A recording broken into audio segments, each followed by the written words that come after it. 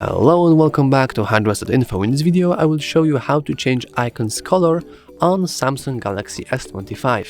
Let's begin. So, all you want to do is simply go to Settings, scroll down a little, go to Wallpaper and Style, and here you want to go to Color Palette.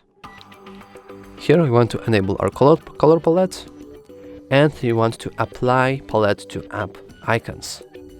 And here we can choose different colors. We can also choose basic ones. I will choose green, as I really like the green color. So I simply hit apply, and after a moment everything will be now green. And yeah, that's it. If you found this video helpful, please consider to like and subscribe. Thanks for watching.